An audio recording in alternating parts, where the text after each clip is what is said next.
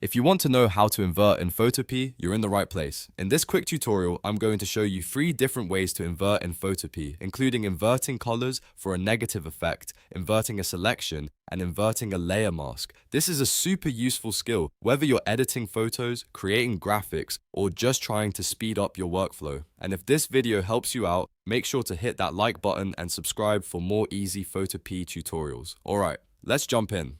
First, let's talk about inverting colors. This is what people usually mean when they want a negative image effect. Basically, the colors on your image get flipped to their exact opposites. Black becomes white, blue becomes orange, and so on. To do this the fast way, make sure your layer is selected, then press Ctrl+I on Windows or Command+I on Mac. That instantly inverts the colors of the layer. If you prefer using the menus, you can also go up to Image, then choose Adjustments, and then click Invert. This gives you the same result. It's a simple method, and it works great when you want to completely change the look of a photo with just one click.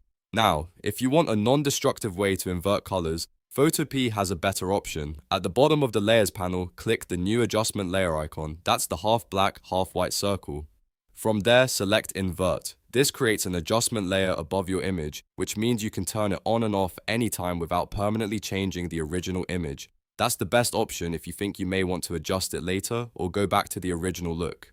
Next, let's cover how to invert a selection. This is really helpful when you've already selected one object, but you actually want to select everything except that object. For example, maybe you use the lasso tool or magic wand tool to select a subject, and now you want to work on the background instead. To invert the selection, press Ctrl+Shift+I on Windows or Command+Shift+I on Mac. Photopea will flip the selection so everything that was selected becomes unselected, and everything that was unselected becomes selected. You can also do this from the menu by going to Select and then choosing Inverse. This is one of those small features that saves a huge amount of time, especially when you're doing detailed edits. Instead of manually selecting the background, you can just invert what you already have. Now let's move on to inverting a layer mask. This is very useful if you're working with masks and want to quickly switch between hiding and showing parts of a layer. In your Layers panel, click directly on the Layer Mask thumbnail. Make sure the mask itself is selected, not the image thumbnail next to it. Once the mask is active, press Ctrl+I on Windows or Command+I on Mac. When you do this, the black and white values on the mask flip.